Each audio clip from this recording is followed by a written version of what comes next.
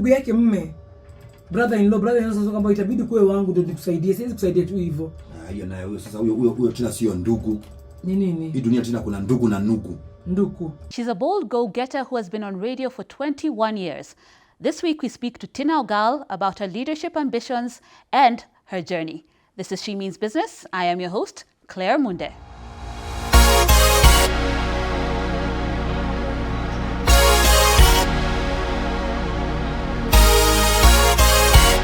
Hi Tina. Hi Claire. Welcome to She Means Business. Thank you very much, Asante. Now today we just want to understand about your journey. We are doing a series of women in media and we want to understand your journey. But before that, I'd like you to explain to me how you would describe yourself, and I'll tell you why. Because some of the interactions I've had with you, I'd say you're a person who moves with speed. Yes. Even when you were arranging this interview, I gave you a call and it was quick. And I remember back in 2023, I do X Spaces. Yes. We were doing a women's series during International Women's Month, and you were on board very fast. So you move with speed. And I also remember one instance where we were doing a training together and you talked about you have ambitions for leadership, and we'll talk a little bit about that. And you are very bold about it. So how would you describe yourself? Well, I always think of myself as a very passionate person in whatever it is I put my mind to. And if I get a proposal to do something, if I can do it, I always think like, why wait? Let's get it over with. You know, I can do it, let's do it. If I can't do it, I'll just tell you, no, this is not my cup of tea. And you'll not even see me struggle about it. Okay. So I take on tasks. If I take on a task, I know that I can fight it out and I can do it to the best of my ability. So that's why if I get something on my own, I'm like, yeah, let's do it. Let's get it off the way. Okay. So I know I'm a passionate person. I know I'm a strong person. I know I'm a go-getter. Yes, if I lay my hand on, if I put my eyes on something, then, well, that's it. Awesome. We are going to get it. Awesome. Now let's go back to your years in media. You've been in the media industry for a while. You are a senior radio presenter, and you've even transitioned to leadership. But tell me, what have been some of the pivotal points in your career that have led you to where you are today? Well, I will tell you that it's been quite a journey, and it's been an interesting journey. I'd call it bittersweet in terms of, when you're starting. I remember when I was starting, especially a Radio Citizen, Raw Media, that was about, say, 21 years and a half, something like that. And when I was coming on board, I couldn't even speak Swahili. I couldn't at all. It was a struggle for me. And I always say at the back of my mind that I know it's one of those journeys that God must have picked me for. Because there's no way your mind is just not into something. And, somehow some forces force into it, and you get to do it, and you get to realize that you're actually good at what you do, and you actually love it, and you're actually liking it, and you get to be the best in the market about it. So I always say that when I started, it was quite a struggle, because I remember I was an intern at, KBC. From there, I did some volunteer work at Radio Omini, which is a Christian station. And my interest, basically, I was really young, in my early 20s, say even before I got to my 20s. My interest was, I'm very entertainment inclined, So I was into, entertainment, and I was a young person, and I loved music and everything. I was entertained. I really understood everything, like deep. So I somehow had a feeling that that's where I was headed to.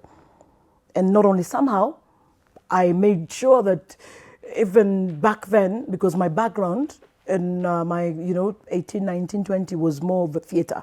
I was a thespian. So that was quite a journey that was clearly cut out for me. I was going to end up somewhere in between those, but it had to be entertainment.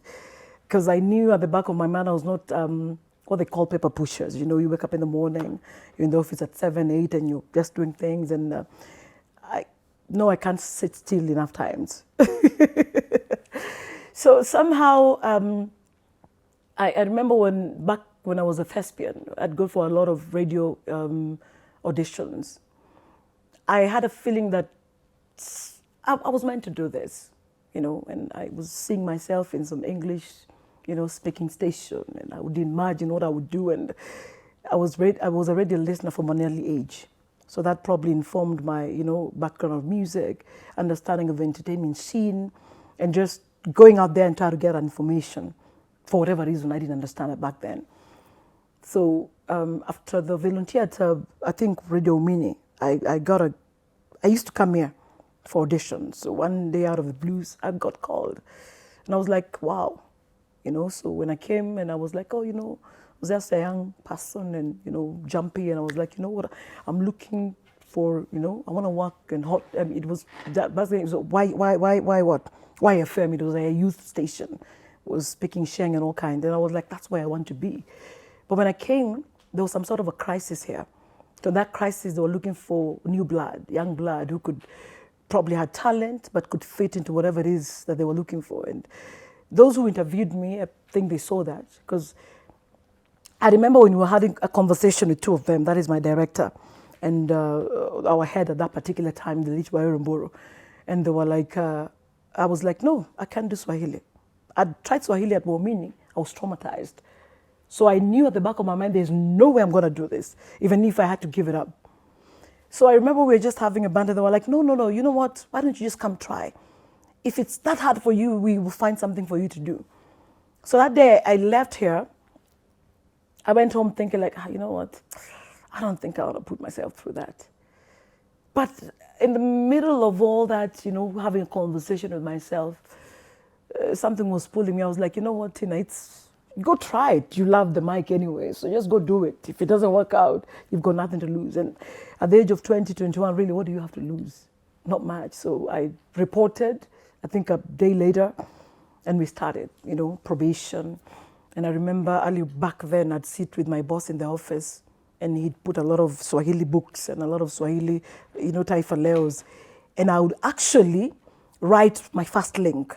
I was terrible, I would tell you.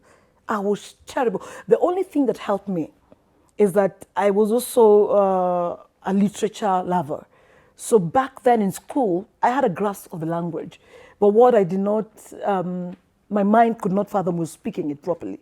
So I would like, oh, hujambo msikilizaji, just write I'd put links, like I'm going to do 4 links, and this is how they're going to sound out. But what came out was, of course, my passion for music and for what I was doing.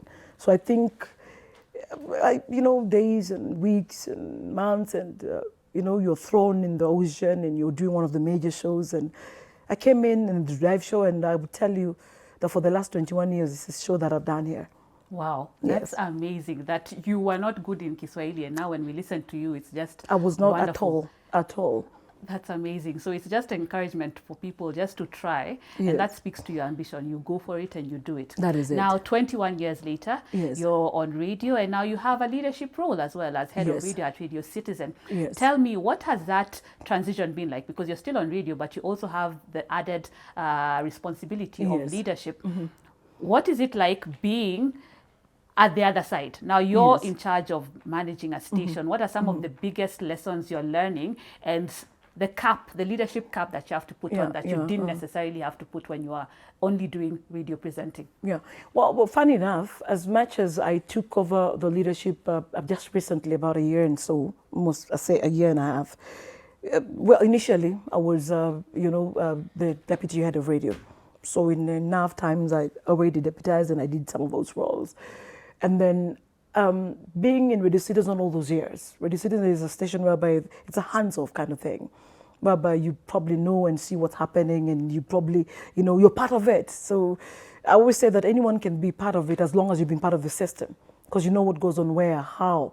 Everybody there in the team knows what's expected of them. So it's not like, you know, you start talking to new people. They know who's supposed to do what, and they're quite a responsible lot, I would say that. But it was quite a challenge, because now it meant that I had to come up early, you know, and just get in the office. And sometimes taking on leadership is not easy, I would tell you, especially when now people get to realize that you've been part of them and now you're the head, and you get all kinds of things. And I remember it was quite not easy for me. It was not easy at all. I went through a lot of, I'd say, fire. Because now I had to, you know, sometimes when you're new and, you know, you're the one who's putting on the big boots, you want to be nice and you think that you can please everybody, and then you come to realize, wait a minute, you're not an ice cream seller. So it's a no, it's a no. If it's you're gonna go, you're gonna go. If it's we can talk about it, we can talk about it. and the message has to be so strong. And initially, I felt I was also, being who I am, sometimes people like me were very strong. We rub people the wrong way. People don't like, when you're pushing them. They don't understand probably it's in the right thing. You are seeing what they're not seeing. You are thinking like, look, if you do this, this is going to be the results. Because I've been there, I've done it before. Maybe times are different, but this is just this is the station, this is what we're going to do. So, of course, when you're a leader, you get all kinds of things, but it's a lesson that it teaches you that, hey, it's really lonely at the top. That's just how it is. Is there any specific situation that you can give, not mentioning names or anything, that you really had a tough leadership lesson? The way you said you're not an ice cream seller, you have to make hard decisions, and not everybody is going to like you. Well, because I was part of the presenters for many years, it means that we would joke a lot, we talk a lot, and there were no, sometimes we joke and their gloves off. But that's what we do in this business. So now when you put on this cap, sometimes you call someone and they call you, they're like, oh, I'm not going to come today. And you know when you are not a boss, what that means. Probably they are somewhere they overindulged, and the reason why they're not coming is because of 1, 2, 3. I was like, look, I know you did 1, 2, 3, so you better show up. If you don't show up, it's another story. So they start saying things like, oh, when mtiaji, you think you're too tough, and you're like, look, there are rules and regulations, and I'm just employed as you are. So you come to work or you come to work. There's no two ways about it. Yeah. And let's double in on that a little bit, because I remember one guest was talking about that, balancing between being tough and also getting along with your colleagues. So where do you draw the line? Because you don't want to find yourself becoming an outsider. So you've been with people and you've been a certain way, and now you have to take this other role. How do you balance between I'm tough, but at the same time, I am also empathetic, and I am not sidelining myself to the point that people can turn against me? This is a real leadership question. Yeah. I know it is. But for me, I having been a radio citizen all those years, I know I'm a product of the work of a lot of people. That one, I'm cognizant of that fact. And I look at the chances they gave me, the messes that I made, the times that they closed their eyes to the big blunders that I made. And I realized, we're all human. There are those that you can close your eyes today, tomorrow, and you get into the, the heart of that issue. Why did this person do this? Could it be something else, out of the ordinary? Could it be just something that probably, you talk to them, you're like, look, what's happening? You're dropping the ball. What's the problem? You were not like this. Did you need help? And for me, I also made it clear for a while. I remember one day I sat with the team and I told them, look, I'm getting 1, 2, 3. It's all right. Think of me however you want to think of me. But I want you to appreciate the fact that we are all here to work. I want to assure you that come do your work. You come naked. You come shabby. Come as you want. But there's only one thing I want. Just come and work. If you work, you will never hear from me again. I think that sank home. So I'd say, I'm not saying I'm breezing. I'm just saying that we're living a good life today. Okay, now we're going to move to the shifting media landscape. But before that, I'd like us to talk about 21 years in this business with the same employer. Today we live in a time when the Gen Z are at a job for 1 year max, 2 years max. There are people who say that after a certain number of years, they need to transition. What was the thinking like for you that has made you stay 21 years and you can see the growth? What would you say to people who are thinking like, okay, I usually have a portfolio career after this number of years, I'm gone to the next, on and on. Yeah. Well, I think what I realized, I remember when I was starting way back, and I used to tell some of my workmates, some of my friends, I was saying, you know what, the day I get tired, I'll walk away. The day I'll get tired. Because, being in the media, basically radio, TV, and being a personality is basically a work of passion. You can never do it. Secondly, you will never perform if you're not passionate about what you do. Because what passion does to you is you get out of your comfort zone. You get out of your way every day to get those extraordinary stories, extraordinary something to make the listener, just engaged and engrossed. Because every day you go on air is a new day. Every minute you open your mouth, it's a new link you're doing, it's a new day. So you have got to believe that at the back of your mind, that every minute you are changing a life, you're bringing a smile on someone's face, or you're changing an opinion, you're shaping an opinion, you're doing something. Just the conformity of just coming every day and you're showing up for salary, that does not attract me at all. So I told my friends one time, the day I actually get tired, I wouldn't even say I want a salary increment. I wouldn't go through all those, give me salary. No. I'll just up and leave. Wow. Because I'll be done with it. I like that. Yes.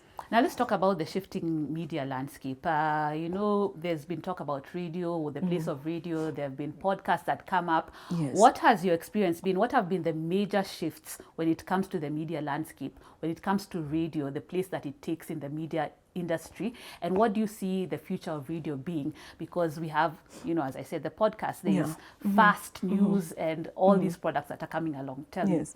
Well, I would tell you, initially when all these things came about, of course, all over the world, there was the issue of, a lot of people were scared of what is it going to do for us or to us. And you could watch all over internationally, how, radio is going to be, rendered redundant. It's not going to be important anymore. But it also takes one to understand that the podcasts and the alternative media that came, the new media really, it basically came to make radio and TV better, to actually expand the space, disseminate the information even further, so it's a matter of them supporting us and us working in tandem to make sure that we actually get to do this work even better. It's not a matter of competition, because now I am on radio, I'm doing an interview. It's the same, it can be a podcast at the same time. So what does that do? We cut and we send it throughout. So now you get to know who Tina Ogal is on Drive On even further. So for me, I believe it's a relationship that is even better, and it can even get better and bigger. And I also think the new media is also a good opportunity. I see young people calling you every time and sending CVs. Oh, you know what? I'm like, are you okay? Now media is bigger than just sitting in the studio. It's bigger than just being somewhere and locked in a box. Look at Speed, what it does with his, YouTube. Goes over, makes tons and tons of money. So I believe that it's an opportunity, that it's a job creation opportunity. It's an opportunity for us to better the society. It's an opportunity for us to teach and to open the eyes of the world, and even a better scale. That's what I believe. It's not a competition, but it enables us to even do what we do at a larger scale. Okay. Yes. So not competition, just complementing. Just complementing each other. Okay. Yes. Now, and the other thing you need to know about radio. Radio is very personal, because radio is something that you'd listen to in your blanketi, something that you listen to in your toilet, in your bathroom. You'd listen to it anywhere. So traditionally, I'm not saying radio is not what people say. Oh, one of these fine days, no one's going to. And guys are always like, you look at social media. Who listens to radio nowadays? Everybody listens to radio. Yes, sometimes when the machinari is the only thing you can listen to. Yeah. And tell me what it's taken to keep Radio Citizen at the top. You've been there for 21 years. Yes. What are the things that you'd say differentiate it and has kept it top and relevant? Yes. Well, I would say being there for all those 21 years and being number one has been understanding what the listener wants. Because, we say Radio Citizen ni station ya mwananchi, speaks to the common mwananchi. So we go to the ground. We talk about normal stuff, things that are the back, and they're always terrorizing the common mwananchi every time. Way back when we started, I remember when I joined there way back. It's that time when we were, Kenyans really needed freedom, and they were looking for a place, a voice, politically, socially. So when Citizen placed itself in that space, I think we really ran with it. And we started looking at other social avenues on how to represent the mwananchi, and I think we did it successfully. So that really did endear us to the common mwananchi, that they came to believe that if news is not coming from Citizen, that is not credible. If this information is not coming from Citizen, then it's not real. And at some point you'd hear like, oh, they get news from even social media, like, have you heard it from Citizen? And that's where it's a trust that we've created all those years. It's the passion and the fact that we actually go out of our way to do all those things that work for the common man, you know, those on-grants that we do in Kawangware, on-grants that we do probably in Kisi, in Meru, in Nyeri, they actually make sense to the common mwananchi, and that is what has endured us all those years. Yeah. Okay. Now let's transition into other forms of leadership. Remember, Yes. as I started this episode, I said we were at a training together, and Yeah. it was actually coming up with your vision board, right? Yes, I did. And you said when you were making your presentation, you said, you know, you're going to see me in at a bigger scale in the Yes. leadership circles. Yes. Tell us a little bit more about that. What kind of leadership Well, are we seeing? I would say, having grown up in the media all those years, sometimes, not sometimes, all the time, when you're in the media industry, especially when you're very vocal in terms of, you know, civic education, and I'm talking about all those years. I've seen 4 elections, general elections. So it means that every 4 years, we're always telling, you know, the listener, you know, make the right choice, get the right leaders. It means that we've come across all kinds of personalities, all kinds of leaders. And what got me, I'm a student of political science. So what got me at some point was that passion, is what actually drove me there, was the passion for leadership. Is like, as a society, what do we really want for ourselves? And do we really have enough women out there who are vocal, who believe that they're strong enough to do what they're supposed to do in the, you know, in the space of leadership, politically, or whichever, you know, space that we're talking about? And I was like, you know what, maybe in the next quarter of my life, you know, in the next hour of my life, that's what I'd like to do. And it comes from a background of passion that I've spoke about this many years. And I'm looking at this, I'm thinking like, guys, every 5 years, we are here. After 5 years, we are shocked that these are the leaders we put on the seats. So I'm like, fine, if you guys can do it, then how about we step up now? We move from the back of the microphone, we come in front of it, and we say that we can do this. You know, it only takes people of courage, people who can see that which can be done for them to want to come and try and do it. And the beauty of it is, it's a matter of going out there, convincing people, telling them, look, I think I can do this. I know I can do this. Give me a chance to do it. And I believe that it's time that Kenyans start looking at alternative leadership. Let's not look at all those people who've been there 5 years. We always say, kwa Kiswahili tunasema kwamba nyani ni wale wale, misitu ni ile ile. So how about we change the nyanis? If you can't change the nyanis, let's change the misitus, you know? But it's a gospel that we cannot want other people to do things that we feel that we can do better. So if I feel I can do it better, then I'm going to represent and stand and say like, hey, look guys, this is what I can do, this is how we're going to do it. Okay. So that is my push.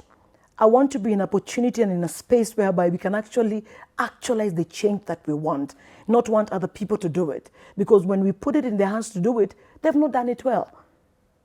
Levels of, I mean, look at the youth, look at the women, look at what is happening right now. It's pathetic, it is heart-wrenching, but we cannot keep talking about it. We have to go out there and do it. Okay. Yes. So do you want to give us specifics of what representation you're looking at? There's a lot on the table, that I can tell you for sure. There's a lot on the table. And let me just say, it has to be Nairobi, because this is where I've been brought up and this is where I've been grown up all my life. So there's a lot on the table, and just watch the space. Okay, we will watch this space. Yes. And probably come when you're, wherever you are. Definitely. Now let's talk a little bit about work-life integration. Those 21 years, media is very, Yes. it's a very demanding kind of Yes, it is. job. So how have you been able to balance your professional life as well as your personal life and making sure that none of them suffers during all this time? Wow. I think sometimes when you're born a woman, you would want to say that you can multitask and you can do it all. It's not easy. That I can tell you for sure. It's not easy at all. Sometimes you are out of town for about 4 days, and you go back home and your kids and your family are like, oh, Mom, so you've been away for 4 days, you're going again. It really bites you, because as a mother, you want to spend as much time as you can with your children.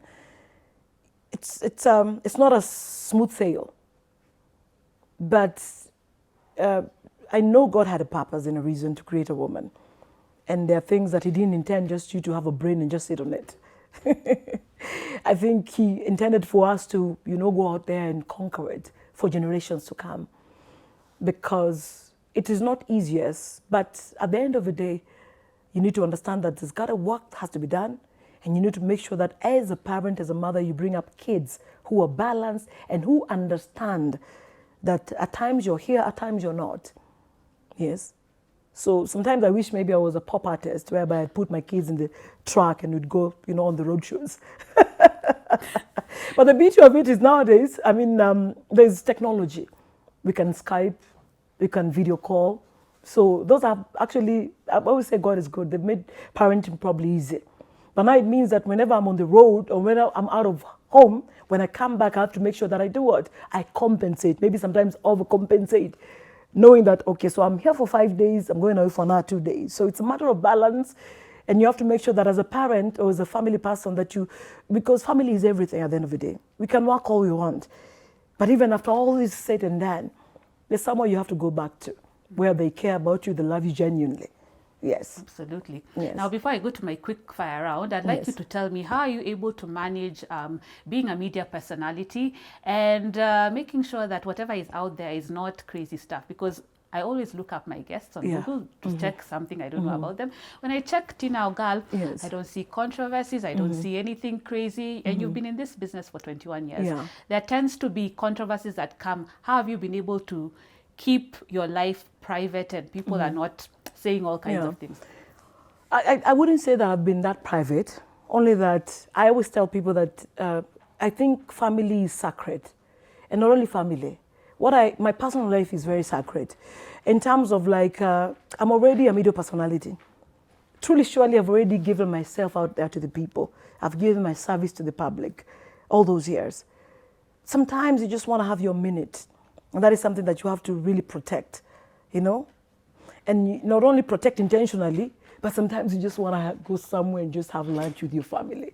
You just want to go somewhere and just have a drink with a friend or with friends and just get spoiled and you don't care because we're human.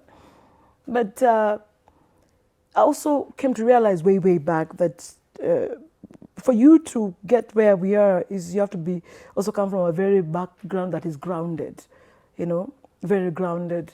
And to understand that to whom much is given, much is expected. It means that I'm a role model in a lot of spheres. I know I'm not perfect. I'll never be. I've never gone somewhere like, you, look, guys, I'm so perfect. I don't have one. No. But I try as much as I can to live like a cat. Which is having 9 lives or what? No. Live like a cat. You cover well.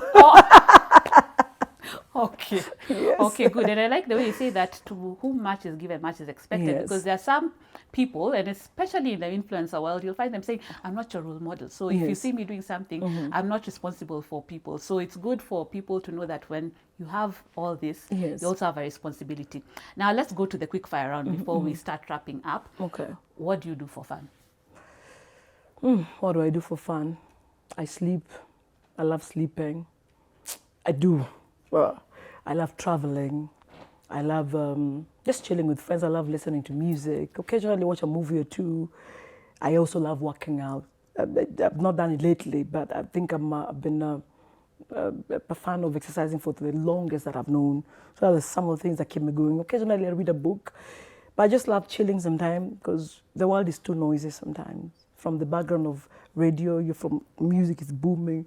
You just want to retire to a peaceful place. You just chill, no noise with your kids making noise and all that. I think that's enough for me. Okay. Yeah. And I like traveling. I like seeing new things. I like meeting new people.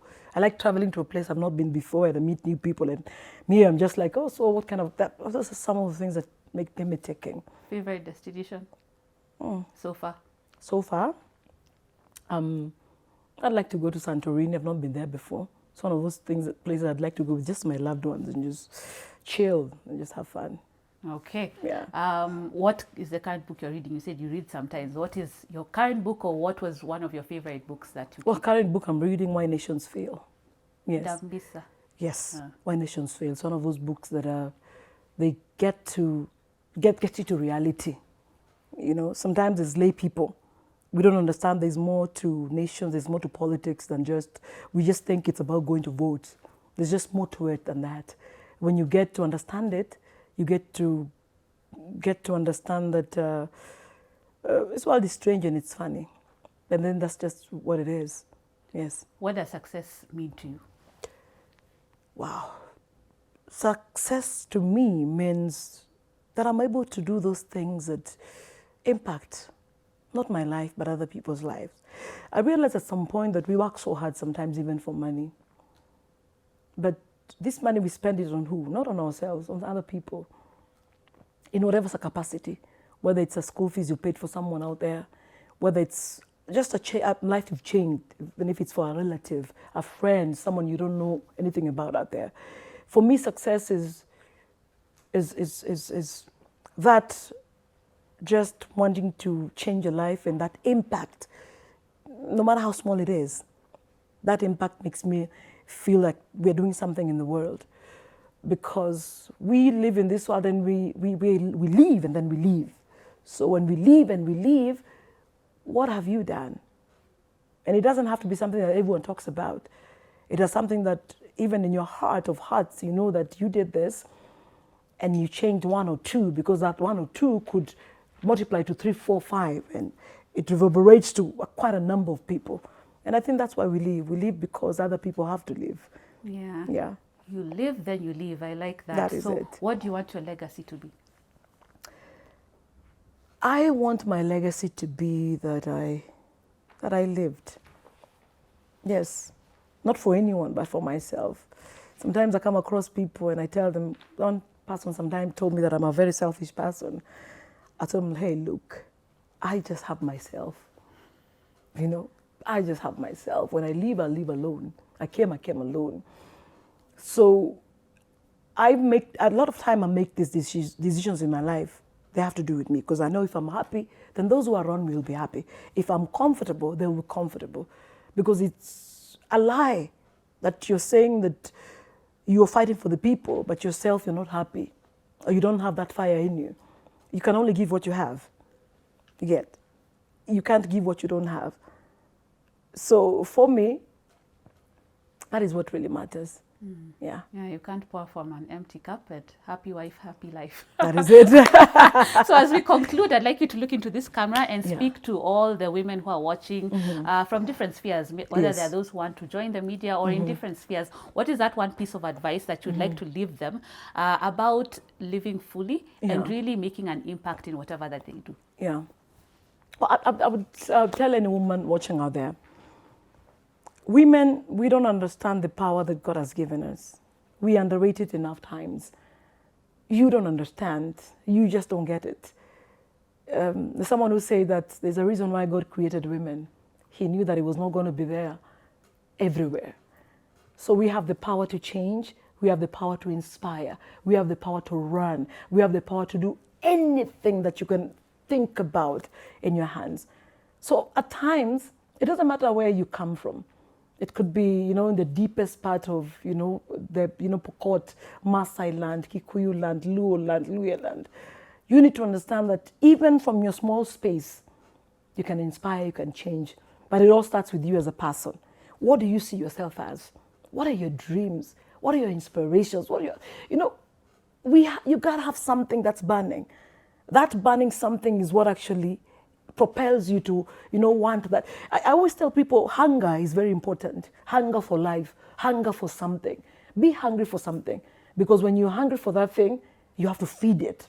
Now when you feed it, now you get to see the goodness of that which is in your heart, that which is a passion, that which can educate your children, can educate your society, can open up communities, because women, we are builders, and God has given us that ability.